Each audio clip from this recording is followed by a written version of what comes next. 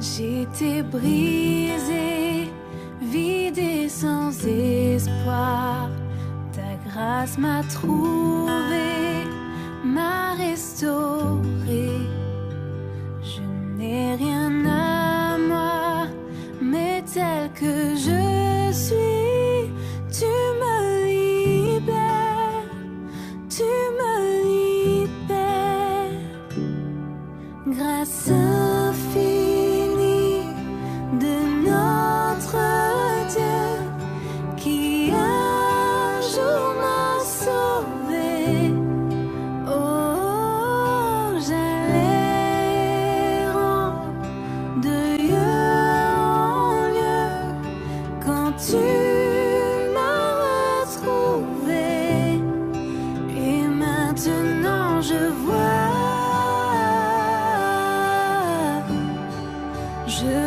l'amour, la grâce dans tes yeux, donnant ta vie pour moi, me ramenant de la mort à la vie.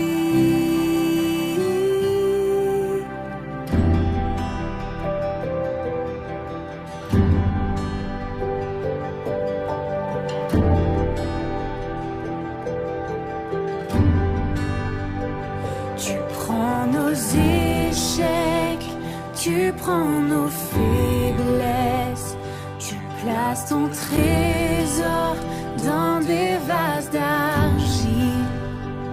Oh, prends mon cœur, Père, je veux te servir pour que tous voient ta vie en moi. Oh, grâce infinie de notre Dieu qui un jour m'a sauvé. Oh, j'allais de lieu en lieu quand tu m'as retrouvé. Et maintenant je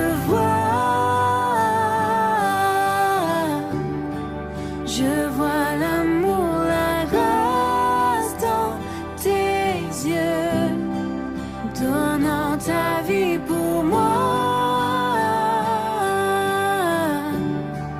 me ramenant de la mort à la vie.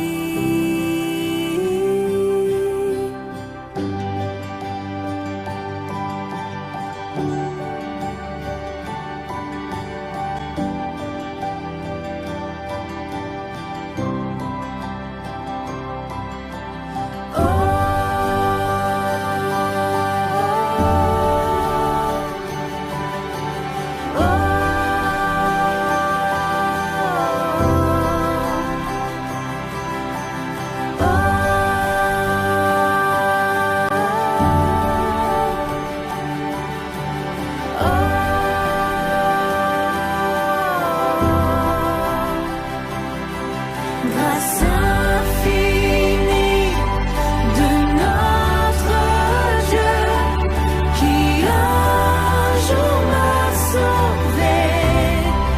Oh, j'allais de lieu en lieu quand tu m'as retrouvé.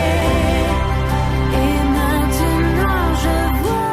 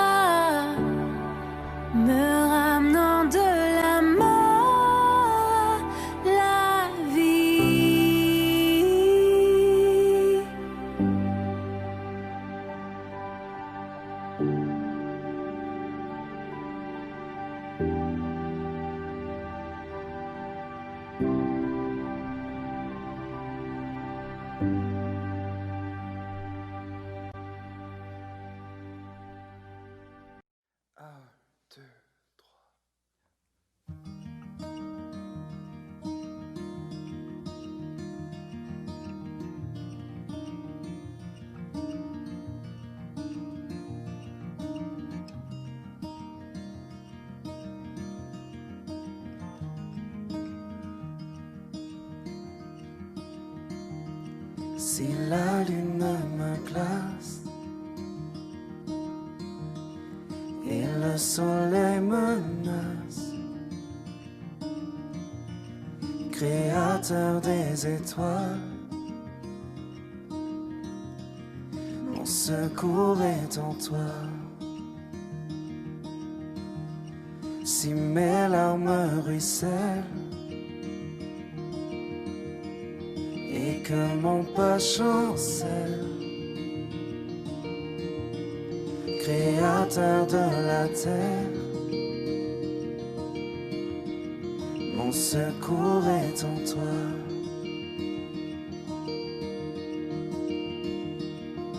Je lève les yeux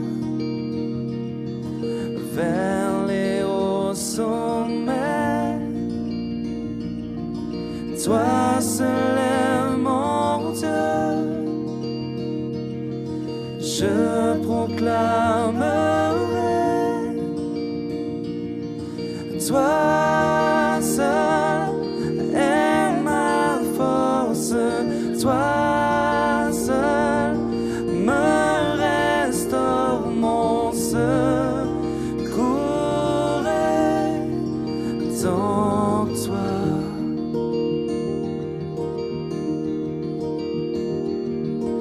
Toujours tu me portes, jamais tu ne dors, mon secours est en toi.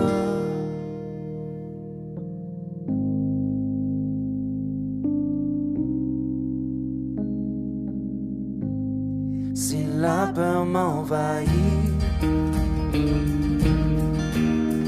et mon âme chavire, créateur de la vie, mon secours est en toi.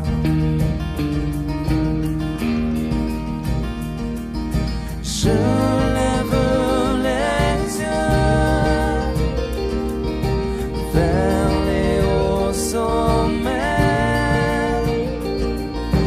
Toi seul est mon Dieu. Je proclamerai.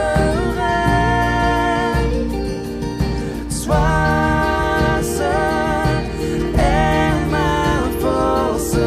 Toi seul me restaure, mon secours est en toi.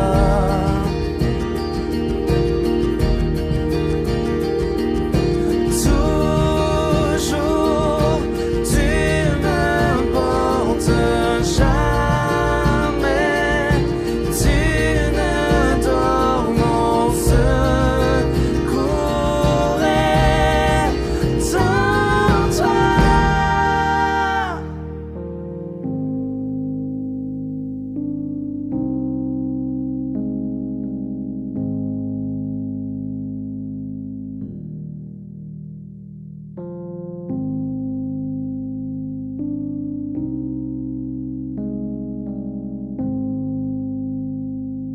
Ta victoire, mon espoir, ton chemin, mon destin, ton salut, mon refuge, tout est en toi. Ta victoire, mon espoir, ton chemin, mon destin, ton salut, mon refuge, tout est en toi.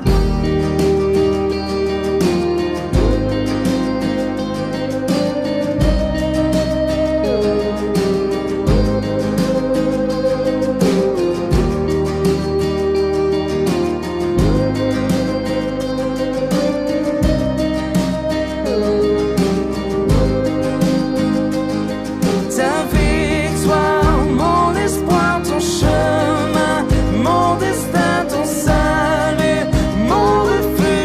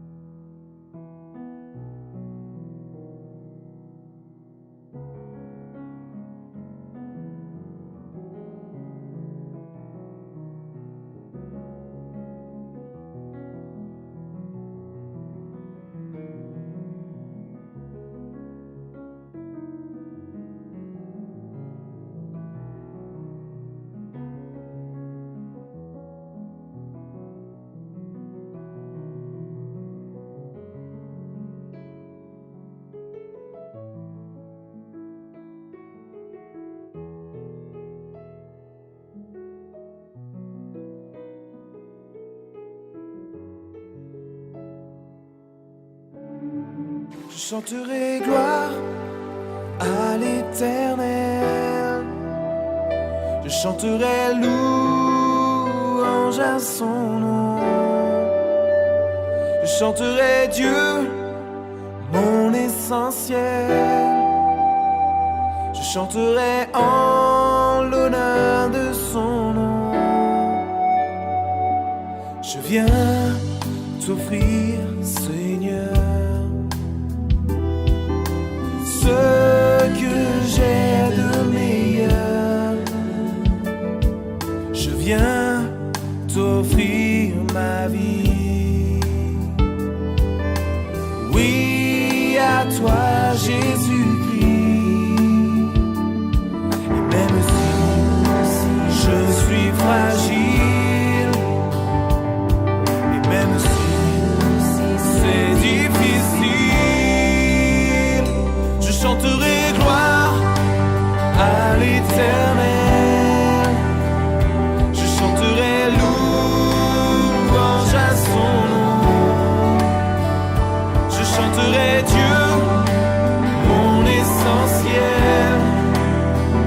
Je chanterai en l'honneur de son nom. Je viens te dire, Seigneur,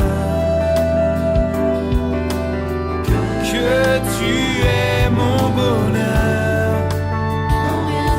Non, rien ne peut détruire notre bel avenir. Et même si je suis fragile, et même si c'est difficile, je chanterai gloire à l'Éternel.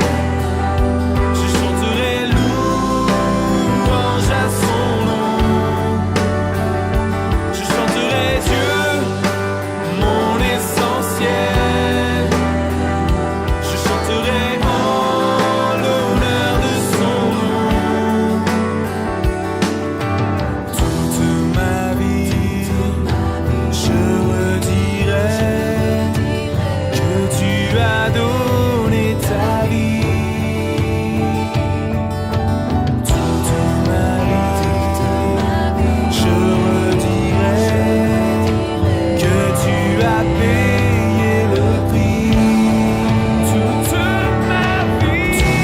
ma vie, je redirai que je ne vis que pour lui. Je chanterai gloire à l'Éternel. Je chanterai louange à son nom.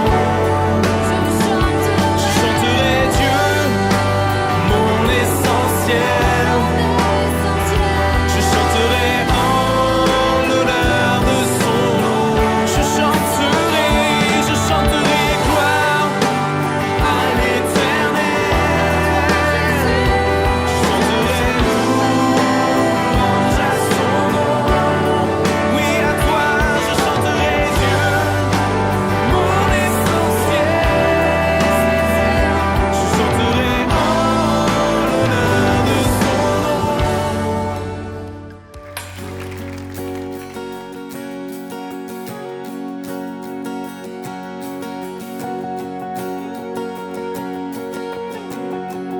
Tu es ma force, incomparable, incomparable. Tu viens à moi. Tu es l'espoir incomparable, incomparable. Tu viens à moi. Dans l'abondance de ta grâce,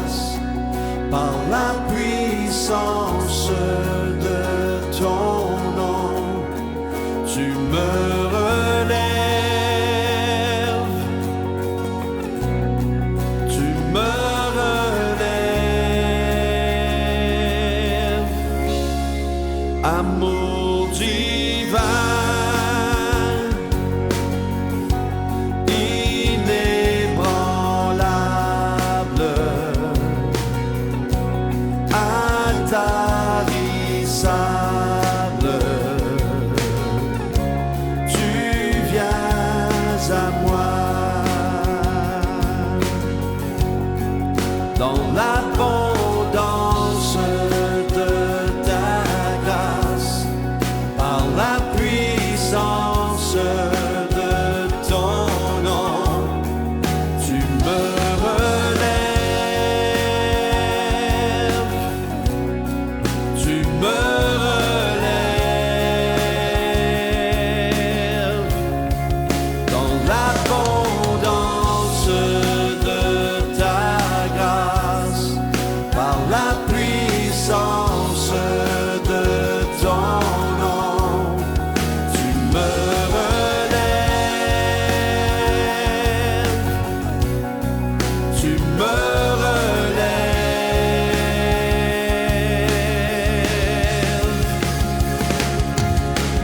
Ta bonté, Seigneur, s'élève jusqu'aux cieux.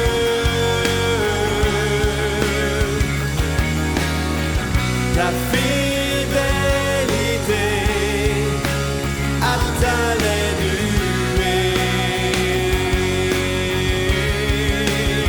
Ta bonté, Seigneur, s'élève jusqu'aux cieux. Ta fidélité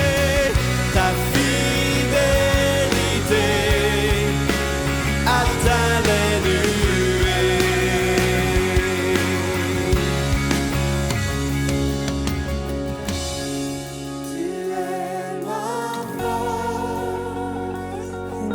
Tu es ma force,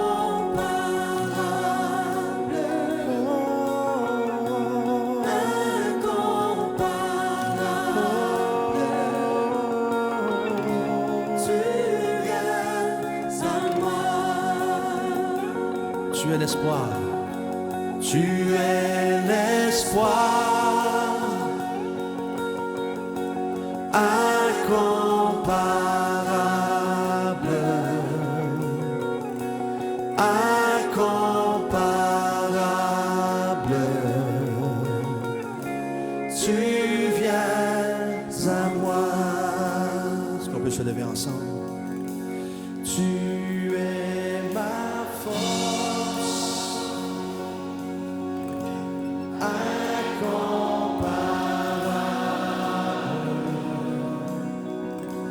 incomparable, tu viens à moi. Tu es l'espoir, tu es l'espoir,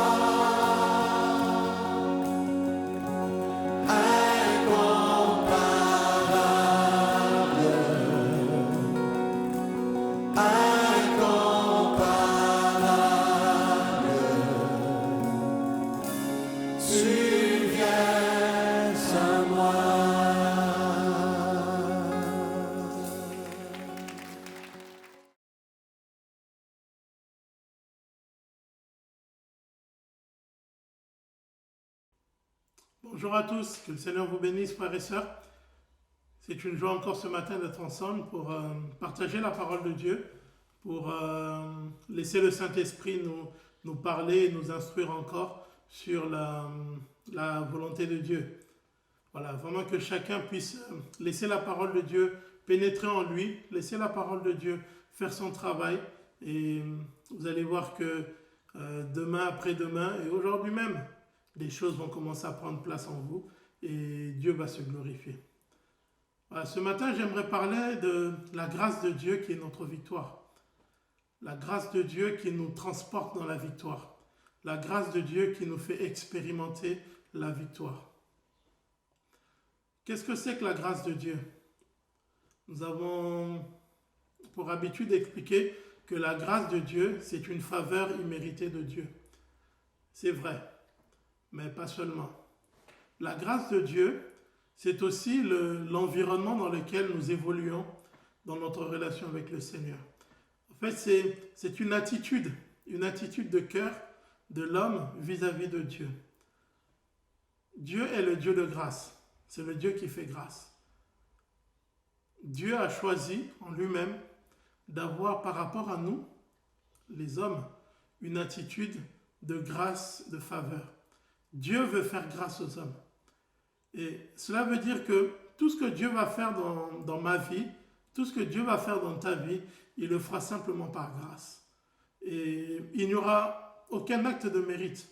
Il n'y a rien que je ne puisse faire, que vous ne puissiez faire pour plaire à Dieu et l'obliger à pouvoir agir. Il n'y a rien. Vous savez, même quand nous prions, même lorsque nous jeûnons, ce n'est pas pour contraindre Dieu à faire quoi que ce soit. Ce ne sont pas nos prières qui le contraignent. Simplement, Dieu est déjà disposé à nous faire du bien. Mais il veut simplement que nous, vous et moi, nous ayons une relation avec lui. Nous puissions réaliser que nous avons besoin de lui, que tout vient de lui, que c'est lui le Seigneur, que c'est lui qui est Dieu. Et il voulait déjà faire ce qu'il avait prévu de faire. Donc, à partir de là, ce ne sont pas nos prières qui contraignent le Seigneur à faire quoi que ce soit. La prière, c'est pour nous, c'est pas pour Dieu, c'est pour nous. Juste pour vous donner un petit aperçu que la prière est pour nous. Adam et Ève, dans le jardin d'Éden, ne priaient pas. Et pourtant, ils étaient en relation avec Dieu. Ils ne priaient pas et tous leurs besoins étaient pourvus. Avant le péché, tous leurs besoins étaient pourvus. Mais ils jouissaient de la présence de Dieu continuellement. Donc, c'est après le péché que la prière est arrivée, que le jeûne et tout ça est arrivé pour nous aider à nous tenir dans la présence de Dieu. Donc, il faut bien comprendre que ce ne sont pas nos prières qui contraignent Dieu à faire quoi que ce soit. Dieu est déjà disposé à nous faire du bien parce qu'il est le Dieu de grâce. Il est le Dieu de grâce. Nous devons saisir cela.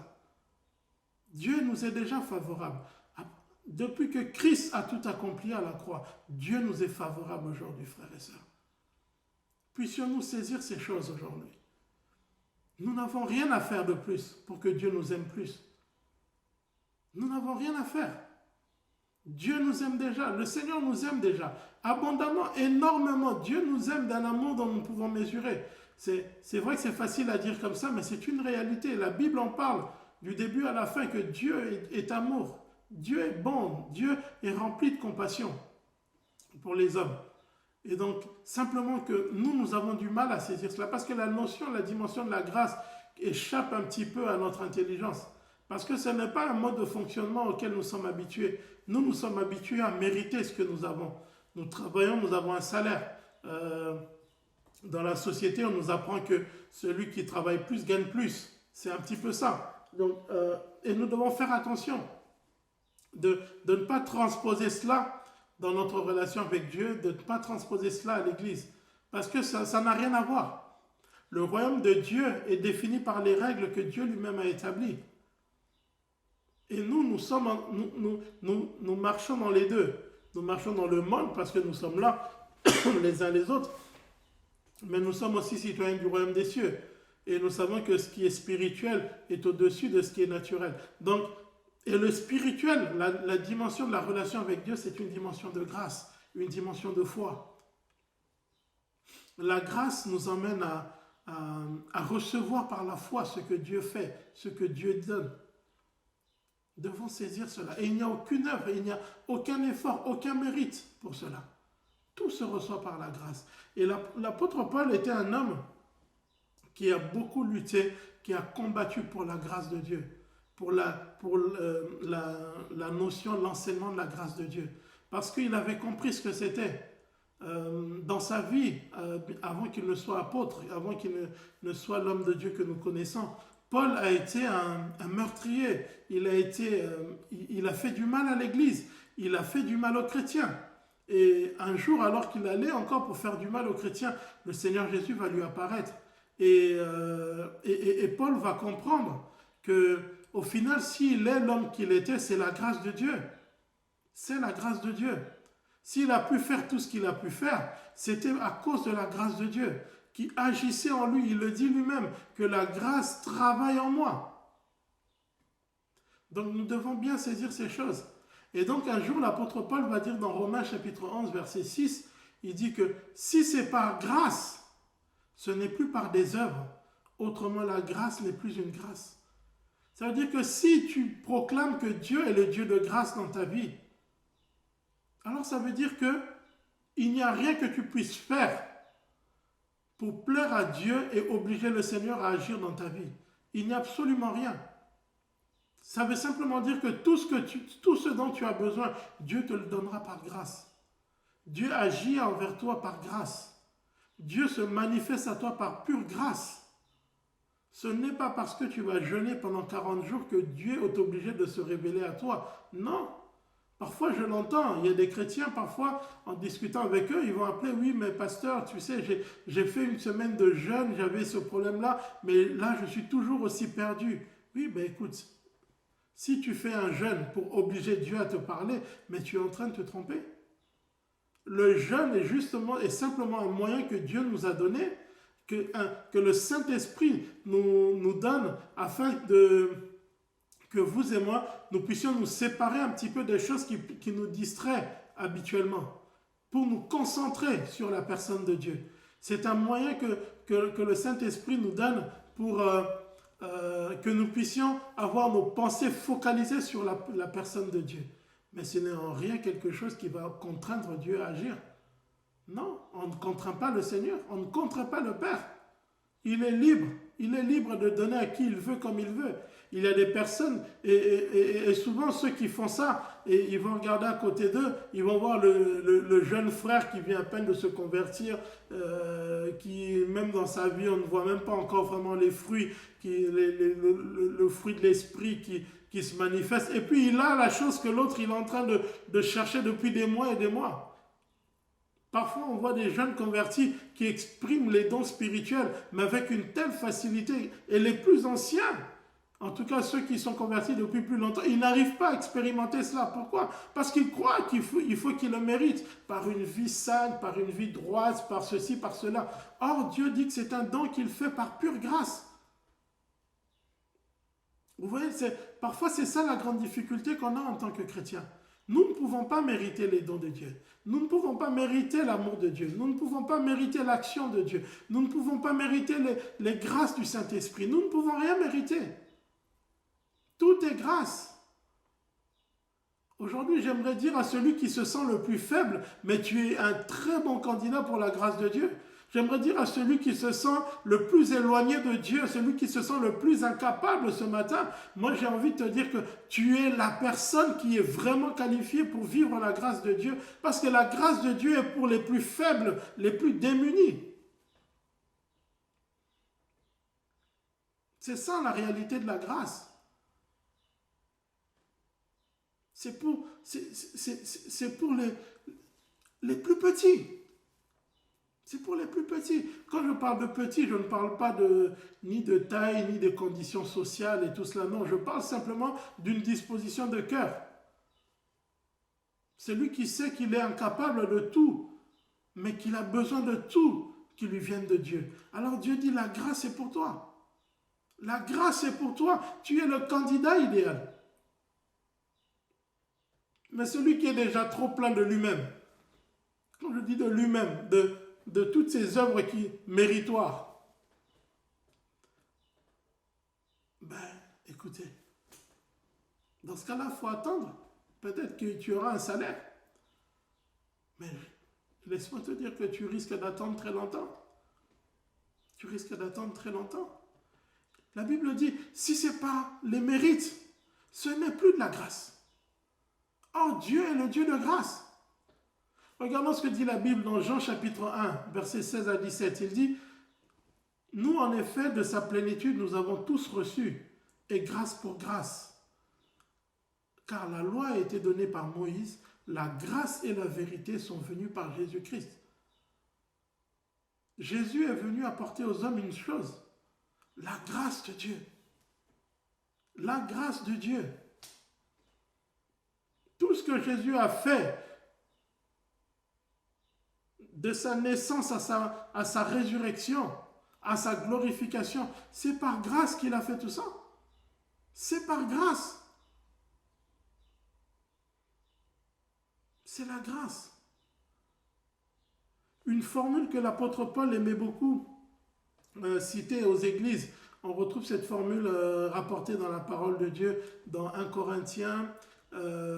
Corinthiens chapitre 13, verset 13. C'est le tout dernier verset du livre de 2 Corinthiens. Il dit que l'amour du Père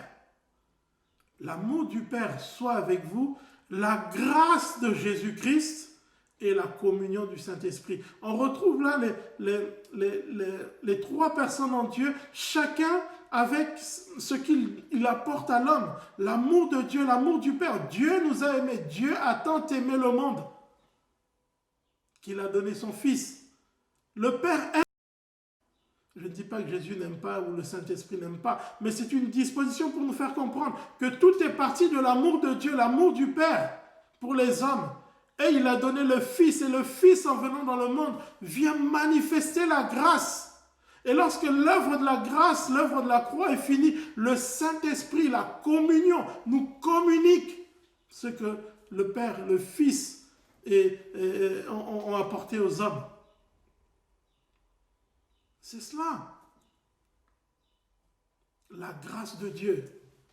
La grâce de Dieu, frères et sœurs. C'est important de saisir la question, la dimension de la grâce. Nous ne pouvons pas recevoir de Dieu aujourd'hui quelque chose et demain penser qu'il nous faudra poser des actes pour mériter ce que Dieu nous a donné. Non, non. Dans notre relation avec le Seigneur est toujours et sera toujours fondée sur la grâce. Alors ce matin, j'aimerais partager avec vous quelque chose de très réjouissant pour moi. De savoir que Dieu m'a donné la victoire sur le péché. Dieu m'a donné la victoire sur le péché. C'est quelque chose qui doit réjouir nos cœurs, frères et sœurs. Le monde entier, ce monde que nous connaissons, est sous la puissance du péché. Mais Dieu, dans sa grâce, est venu retirer les hommes et les femmes de la puissance de ce péché. Vous qui m'écoutez ce matin, vous qui avez accepté Jésus-Christ, j'aimerais vous dire une chose. Ne regardez pas à vos expériences, ne regardez pas parfois aux faiblesses que vous pouvez rencontrer aujourd'hui dans votre parcours. Mais regardez à ce que Dieu a fait. Dieu nous a réellement délivrés de la puissance du péché. Nous, en tant qu'enfants de Dieu, nous ne sommes pas obligés de vivre sous la puissance du péché. Nous ne sommes pas obligés de vivre. Parce qu'il y a eu quelque chose que Dieu a fait. Dans ma relation avec les chrétiens, dans les entretiens, dans les discussions, il y a souvent cette question de je n'arrive pas à me débarrasser de tel ou tel péché, je n'arrive pas, je ne comprends pas et pourtant je suis chrétien, j'ai donné ma vie à Dieu, j'ai accepté Jésus dans ma vie, mais il y a ça et ça, je n'arrive pas à m'en défaire, je n'arrive pas à changer totalement, radicalement de vie parce que il y a ceci, il y a cela qui se passe. Mais pourtant, comment je fais? J'ai prié, j'ai jeûné pour que telle ou telle chose change dans ma vie, mais ça ne marche pas. J'ai essayé de faire ci, j'ai essayé de faire ça. Je veux m'abstenir de faire telle ou telle chose pendant 1 semaine, 2 semaines, mais après je retombe encore et ça reprend. Il y a un cycle comme ça qui se répète encore et encore et encore. Laissez-moi vous dire une chose, frères et sœurs. La bonne nouvelle ce matin, c'est qu'il y a la victoire sur ceux qui dominent sur toi. Il y a la victoire. Et cette victoire, Tu ne la trouveras pas dans ce que tu es en train de faire, dans les résolutions que tu prends encore et encore et encore. Ce n'est même pas quelque chose qui dépend de ta volonté de t'en sortir. La victoire ce matin, elle est dans la grâce de Dieu qui nous est communiquée par la parole de Dieu. Il faut saisir ce que la parole de Dieu nous dit. Il faut saisir cela par la foi ce matin. La parole de Dieu peut sembler simple comme ça. La parole de Dieu peut sembler être des histoires. Mais laissez-moi vous dire ce matin que toute la puissance de Dieu se trouve dans cette parole que vous avez entre les mains.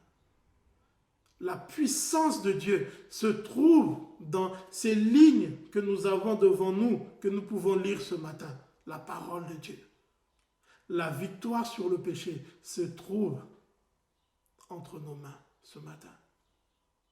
Alors si quelqu'un veut saisir cette victoire ce matin, j'aimerais simplement l'entraîner, partager ce que la parole de Dieu nous dit par rapport à cela. Alors, concernant le péché, il y a une notion que nous ne saisissons pas toujours, qui est très clairement expliquée dans la parole de Dieu, c'est la notion de la substitution. La substitution. Ça veut dire que quelqu'un va prendre la place d'un autre. La substitution. C'est très important, frères et sœurs, de comprendre ce qui s'est passé. Comment Dieu nous a délivrés du péché. Dans la notion de la substitution, ça veut dire que Jésus est devenu ce que nous étions. Pécheurs, afin que nous devenions ce qu'il est lui, juste. Jésus est devenu ce que nous étions pour que nous devenions ce qu'il est lui. Il faut bien comprendre cela. C'est pourquoi parfois, il y a des chrétiens qui, quand ils acceptent le Seigneur Jésus, ils disent « mais je n'ai rien senti ». Non, il n'y a rien à ressentir. La victoire sur le péché ne se ressent pas. Mais c'est quelque chose qu'on saisit par la foi. Et Dieu me dit que Jésus est devenu ce que tu étais. Si lui est devenu ce que tu étais, ça veut dire que toi, tu es aujourd'hui ce qu'il est. Sommes-nous prêts à croire que nous sommes comme Christ ce matin? Est-ce que toi qui m'écoutes ce matin, est-ce que tu es prêt à croire que tu es comme Jésus ce matin? Aux yeux de Dieu, Dieu te voit comme Jésus. Est-ce que tu es prêt à l'accepter ce matin? La Bible nous enseigne que Jésus est mort pour nous rendre la vie. Il s'est substitué à nous. Nous devions mourir, mais c'est lui qui est mort pour que nous ayons la vie.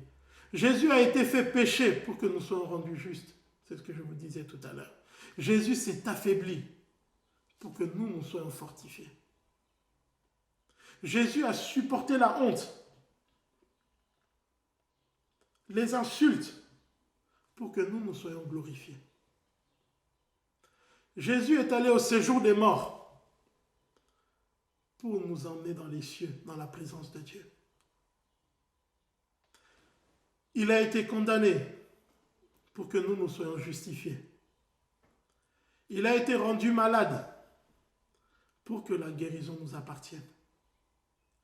Il a été chassé de la présence de Dieu pour que nous y soyons admis.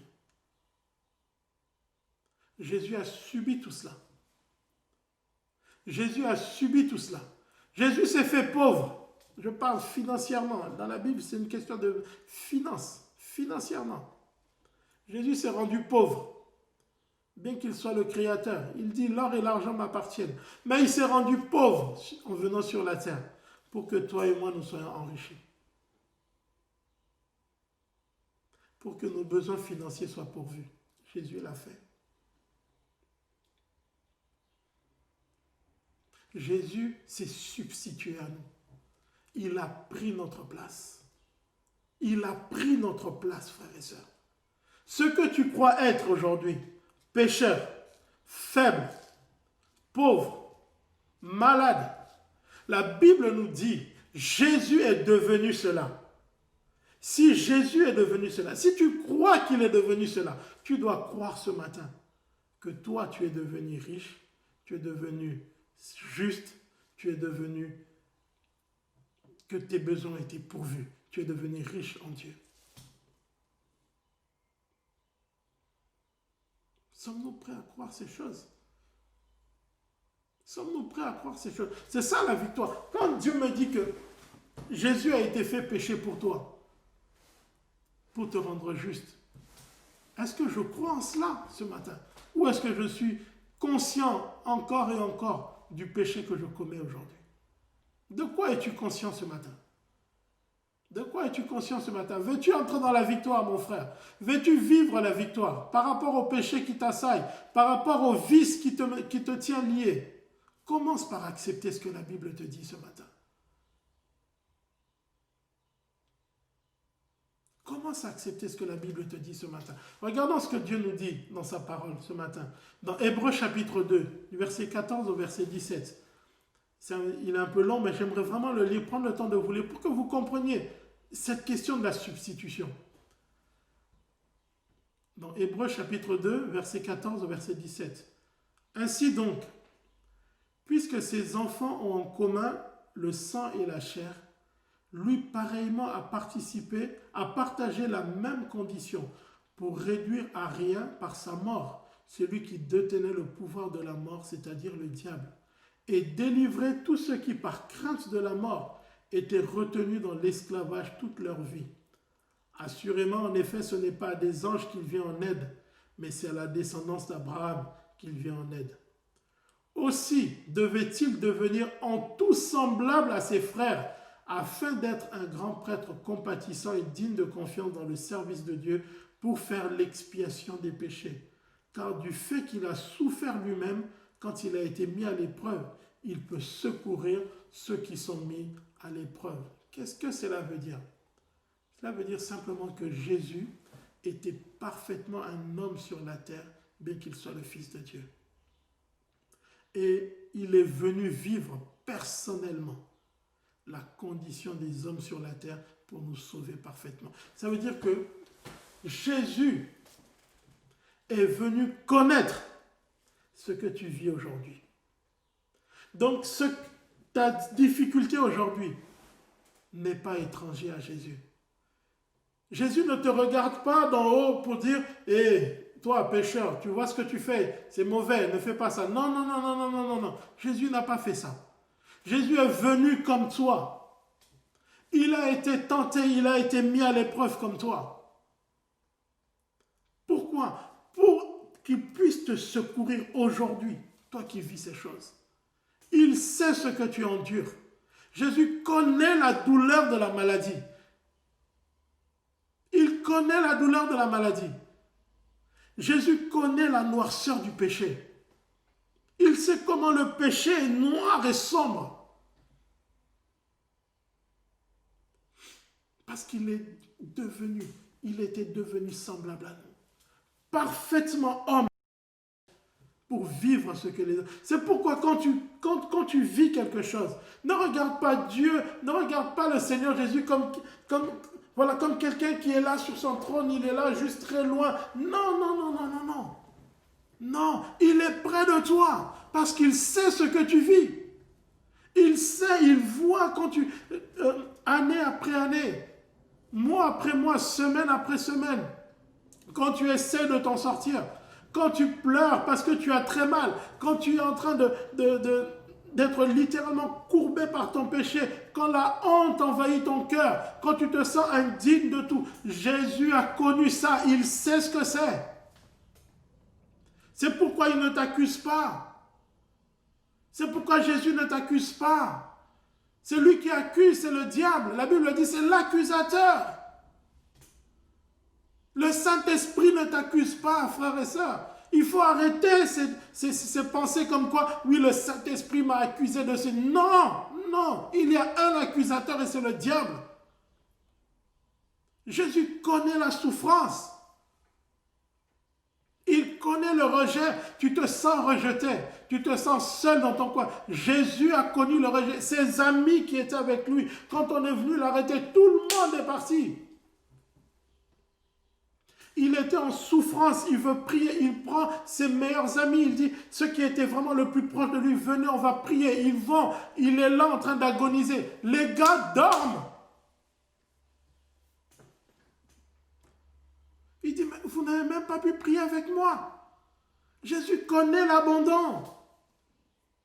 Il a été abandonné par son Père, on va le lire tout à l'heure. Frères et sœurs, Jésus a vécu ces choses. C'est pourquoi Jésus ne vient pas te culpabiliser ce matin. Il vient te parler, te dire, regarde-moi. J'ai pris ce que tu as en Dieu. J'ai pris ton péché. J'ai pris ta maladie. Je l'ai pris pour qu'aujourd'hui, toi, tu sois guéri. Regarde-toi comme je te vois. Justifié, guéri, sanctifié.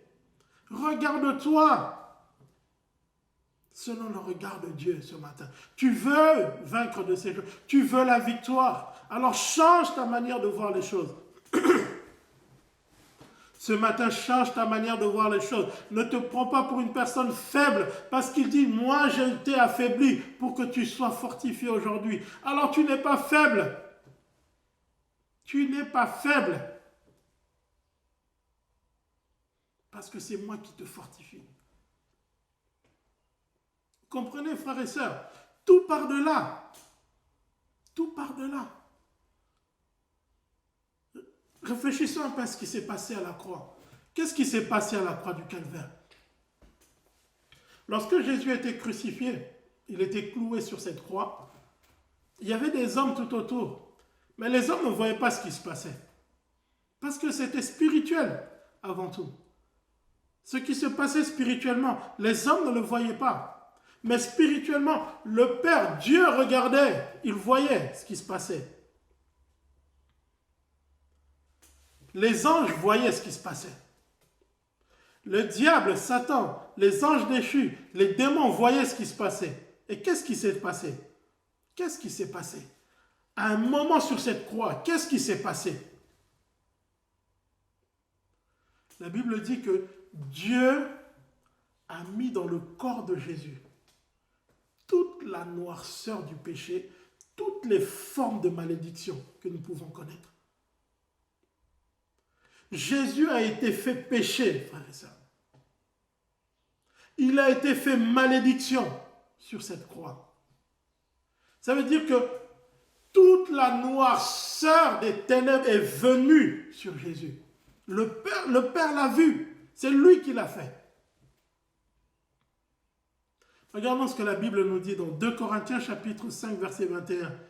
Celui qui n'a pas connu le péché, donc Dieu, l'a fait pour nous pécher, afin qu'en lui nous devenions justice de Dieu. Ça veut dire que c'est l'œuvre de Dieu lui-même. Jésus est devenu l'incarnation même du péché sur la croix. Dans Ésaïe chapitre 53 verset 6, il est dit, nous étions tous errants comme du petit bétail, chacun suivait sa propre voie, et le Seigneur a fait venir sur lui notre faute à tous. Spirituellement, Dieu a pris le péché du monde, a mis ça dans le corps de Jésus. Dans Galates chapitre 3 verset 13, il est dit que le Christ nous a rachetés de la malédiction de la loi en devenant malédiction pour nous, car il est écrit, maudit soit quiconque est pendu au bois. Le Christ a été fait malédiction. Frère, c'était la malédiction incarnée sur cette croix. Donc, à un moment donné, toute la puissance des ténèbres l'ont submergé. Imaginez Jésus qui est là, sur cette croix, et toute la puissance des ténèbres sont venues sur toute la noirceur du péché. Tout ce qui est malédiction est venu sur lui. Vous savez, ce n'est pas étonnant que lorsque tout ça est arrivé, le Père s'est détourné. Dieu s'est détourné de Jésus. Dieu l'a abandonné. Et dans Matthieu, vous trouvez dans Matthieu chapitre 27, verset 46, Jésus va crier, mon Dieu, pourquoi m'as-tu abandonné? Il était seul parce que tout le péché était en lui. Dieu est saint. Dieu a abandonné son fils qui était devenu péché. C'est la réalité, c'est la vérité. Le péché qui t'embête aujourd'hui, le péché qui veut dominer sur toi, Dieu dit, Jésus l'a pris. Il est devenu péché sur la croix. Oui, moi je suis maudit, oui, ma famille m'a fait ça. Dieu dit que Jésus sur la croix est devenu malédiction.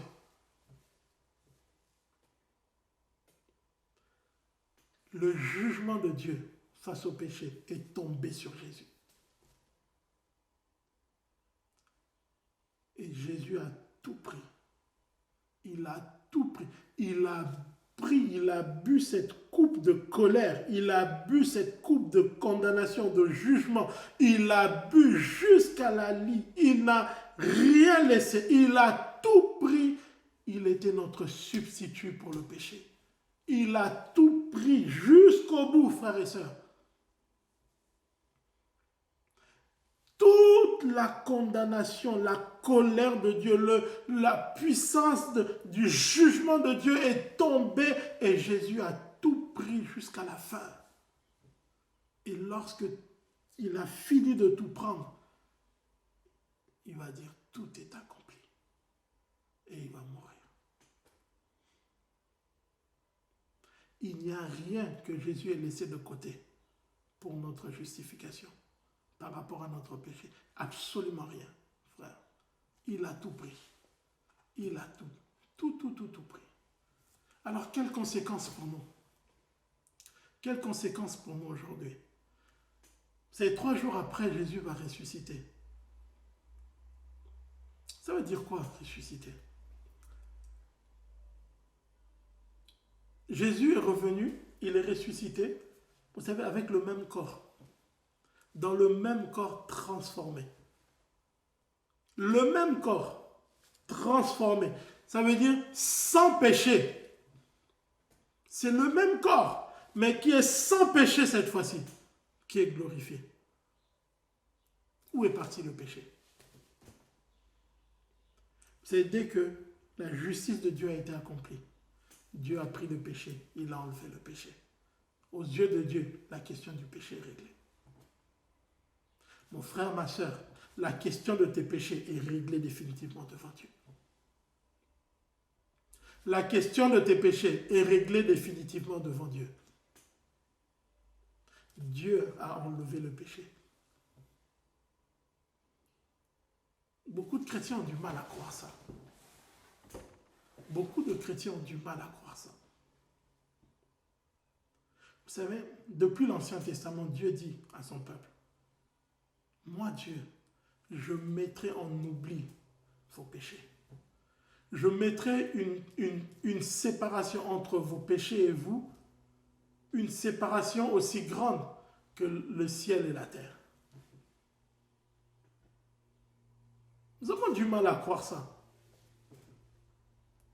S'il y a une chose dont Dieu ne se rappelle pas, ben ce sont vos péchés. Dieu sait tout, oui, mais Dieu a décidé par lui-même. Dieu a décidé en lui-même de ne pas se rappeler, de ne pas se souvenir de nos péchés. Vous voyez Jésus, le même corps qui a été fait péché, ressuscité, il n'y a plus de péché. Dieu a tout enlevé. Dieu a tout enlevé. Ça veut dire que la justice de Dieu a été satisfaite. La sainteté de Dieu est satisfaite. Dieu nous montre, par la résurrection de Jésus, que le péché est vaincu. Par la résurrection de Jésus, le péché est vaincu. Si tu crois ce matin que Jésus est ressuscité, alors Dieu t'invite à croire que rien qu'avec cette résurrection, même si toi tu ne le vis pas dans ton expérience, mais puisque tu crois que Jésus est ressuscité, alors tu dois commencer à croire que le péché est vaincu. Parce que Jésus est ressuscité, il n'y a plus de péché. Il n'y a plus, c'est fini. Il n'y en a plus. Il n'y en a plus. C'est ça la parole de Dieu. Nous sommes justifiés devant Dieu. C'est-à-dire que Jésus nous a rendus justes devant Dieu. Dans Romains chapitre 5, verset 1, Romains chapitre 5, verset 1 nous dit « Étant donc justifiés en vertu de la foi, nous sommes en paix avec Dieu par notre Seigneur Jésus-Christ. » Frère, nous sommes en paix avec Dieu aujourd'hui. Nous sommes en paix avec Dieu. Dieu n'est pas en colère contre nous. Dieu n'est pas fâché contre nous. Dieu ne tient rigueur à personne aujourd'hui. Tous ceux qui ont accepté la justice de Dieu par la foi en Jésus-Christ, Dieu dit, toi et moi, on est en paix. Je peux venir à toi comme tu peux venir à moi, comme tu veux, quand tu veux. Ma grâce te donne accès à ma présence. Nous sommes en paix avec Dieu, frères et sœurs. C'est pourquoi il dit, il n'y a aucune condamnation pour ceux qui sont en Jésus-Christ. Il n'y en a aucune. Ailleurs, il dit, qui accusera les élus de Dieu? C'est Dieu qui justifie. C'est Christ qui justifie. Qui t'accusera devant Dieu? Qui va se tenir devant Dieu et dire, regarde cette personne, regarde lui, regarde là, regarde ce qu'il fait, regarde ce qu'elle fait. Dieu dit, qui va se tenir devant moi pour t'accuser? Il dit, c'est impossible. Christ justifie. Et il fait plus que cela. Il intercède pour toi. Ça dit, même quand tu es dans la faiblesse, même quand tu as du mal, même quand tu veux avancer, tu n'y arrives pas. Jésus n'a pas attendu que tu pries. Il intercède déjà lui-même pour toi. C'est ça la réalité de la grâce de Dieu. C'est ça la réalité de la grâce de Dieu. Mon frère, ma soeur, tu n'es pas juste là comme ça tout seul en train de te débrouiller et de subir les choses et d'essayer de t'en sortir. Non, Dieu a mis des garde-fous, il a mis des choses autour de toi pour que tu puisses expérimenter la victoire. Pour que tu expérimentes la victoire. Dieu travaille. C'est pourquoi quand tu es vraiment, tu es au plus bas, le Saint-Esprit vient.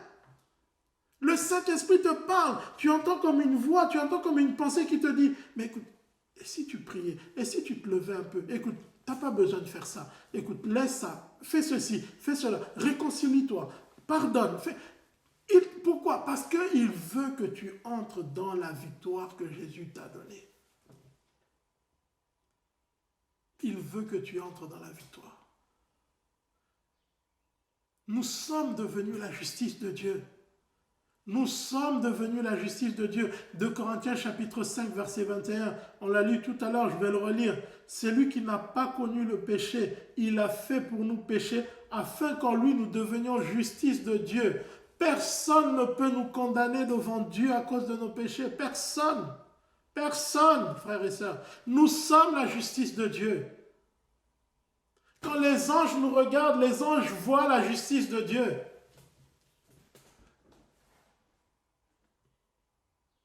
Nous sommes la justice de Dieu. La seule chose que Satan puisse faire aujourd'hui, c'est de nous aveugler par rapport à ça. C'est de chercher à nous culpabiliser. C'est de chercher à nous éloigner de la parole de Dieu. C'est de nous faire mettre le doute sur la parole de Dieu. À partir du moment où tu commences à douter de la parole de Dieu, vous savez cette phrase qui dit « Est-ce que Dieu a vraiment dit ?» Est-ce que ça va vraiment se passer? Est-ce que c'est vraiment ce que Dieu attend de moi? Dès que tu commences à douter, c'est fini, tu es dans l'échec.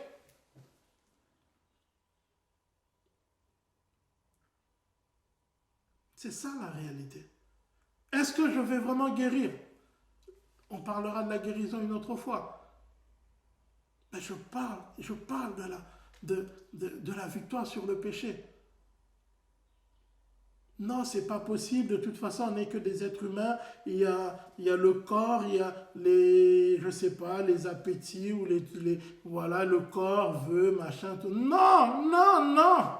Ce n'est pas biblique. Ce n'est pas biblique. Ce n'est pas la parole de Dieu. Moi, je refuse Je refuse ce raisonnement.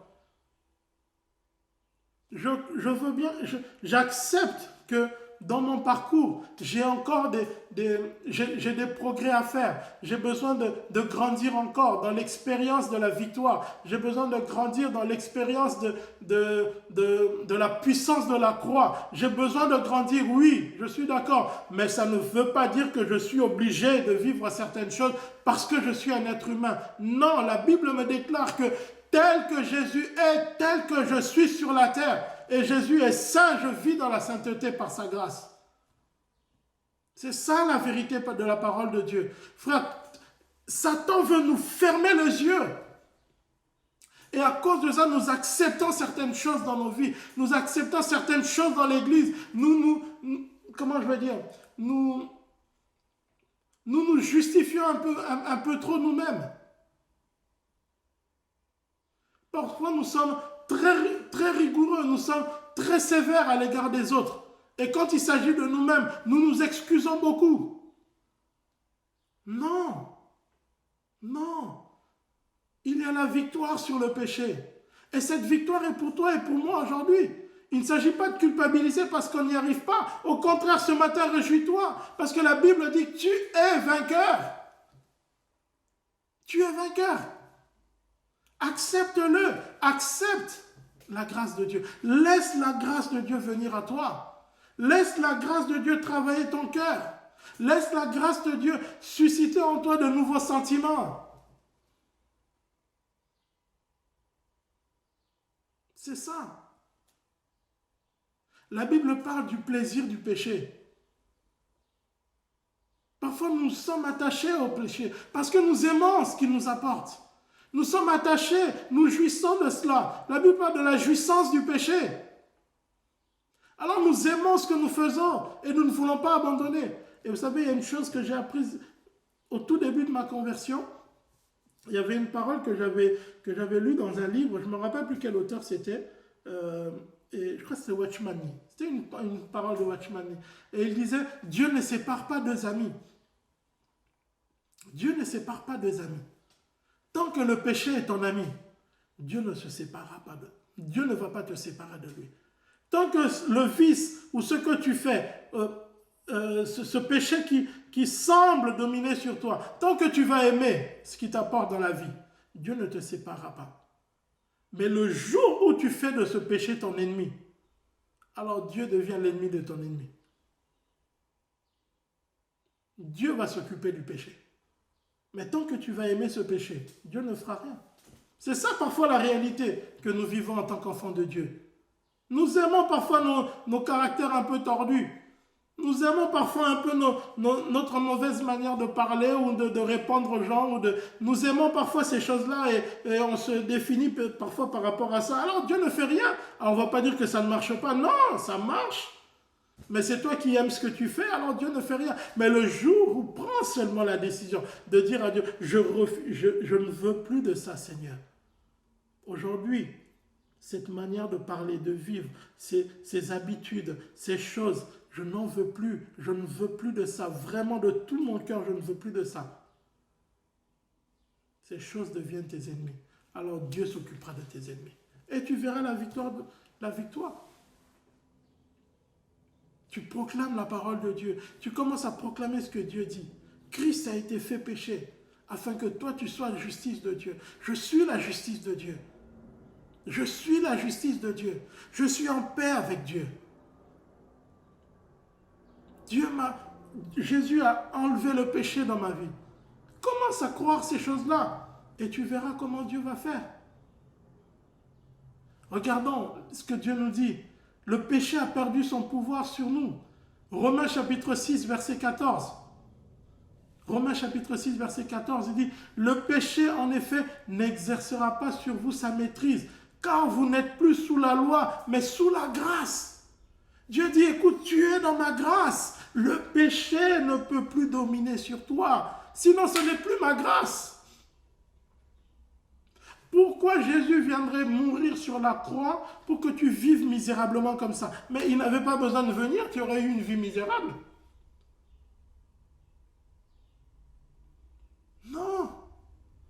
Jésus ne peut pas venir mourir sur la croix et toi rester dans les... Non, non, non, je refuse. Non, non, non, ce n'est pas vrai. Ce n'est pas vrai. Et le péché qui domine sur toi, et tu verras comment Dieu va t'en délivrer, tu ne t'en rendras même pas compte. Tu ne t'en rendras même pas compte. Sois sincère dans ta conversion devant Dieu et tu verras comment le Saint-Esprit va te débarrasser de ces choses qui pèsent sur toi, la culpabilité, la honte qui couvre ton cœur. Mais oui, c'est ça l'évangile. C'est Dieu qui vient. C'est Dieu qui vient prendre des hommes et des femmes dans le péché, moulés dans les péchés, et il les enlève de là pour en faire des personnes qui partagent sa gloire. C'est ça l'évangile de Jésus-Christ. Alors il n'y a pas de raison d'être dans la frustration ou d'être dans la culpabilité parce qu'on n'arrive pas. Non, aujourd'hui c'est un jour de joie. Moi, quand je lis ça, je suis heureux parce que je me dis, mais finalement, il y a une solution pour moi. Le péché ne dominera pas sur moi. Le péché ne dominera pas sur moi. Je n'ai pas besoin d'être tout le temps culpabilisé à cause de ce que je fais. Parce qu'il y a une victoire.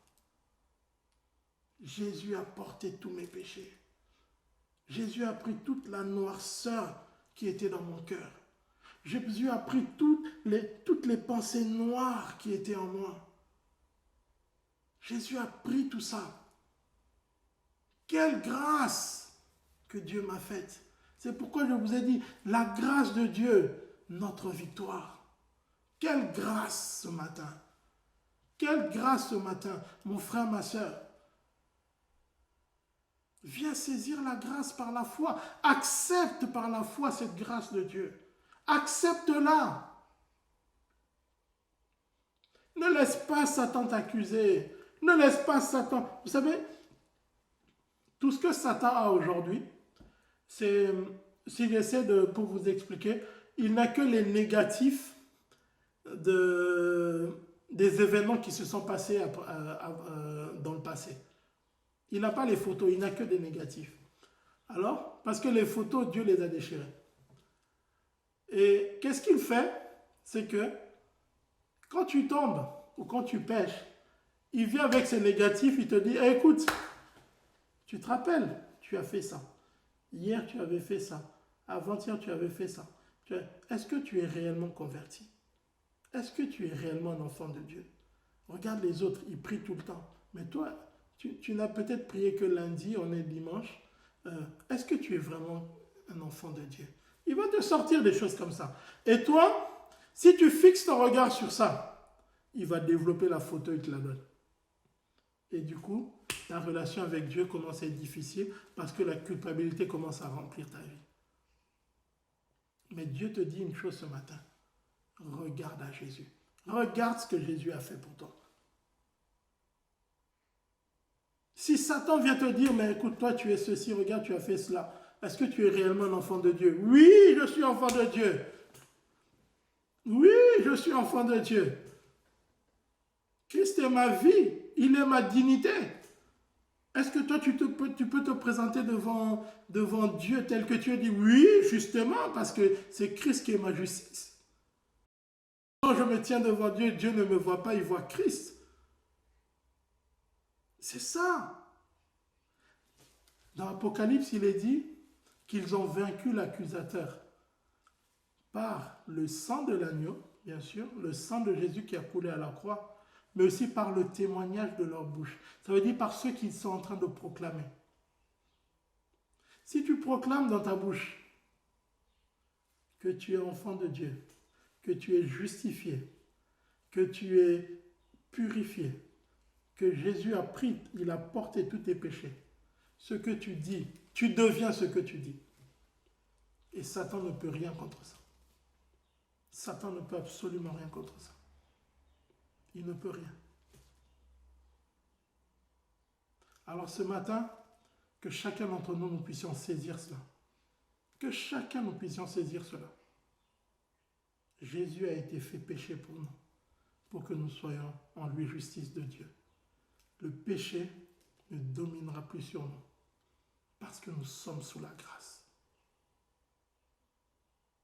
J'aimerais vous inviter à prier avec moi, si vous voulez bien. Inclinons nos têtes et rendons grâce à Dieu. Excellent Père de grâce, merci ce matin encore pour ta parole. Merci pour ce que tu nous as rappelé ce matin, pour peut-être informer d'autres ce matin sur la réalité de ta grâce et sur la victoire que tu nous as donnée en Jésus-Christ sur le péché. Père, je te prie dans le nom de Jésus, afin que cette vérité imprègne nos cœurs, afin que cette vérité puisse réellement transformer nos cœurs et nos pensées.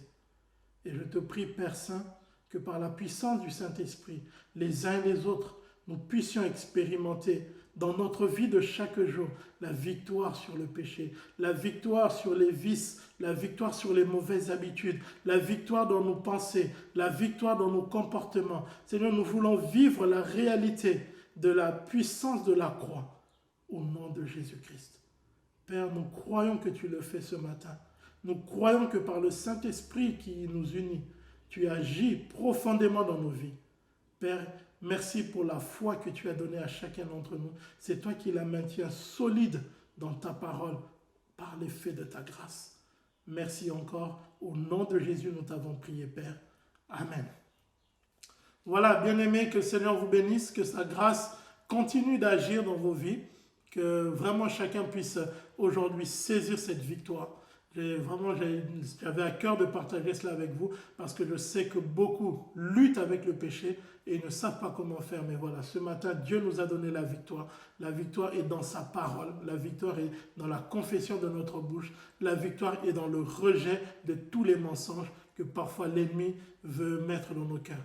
Voilà, que la grâce de Dieu soit sur vous. À bientôt au nom de Jésus.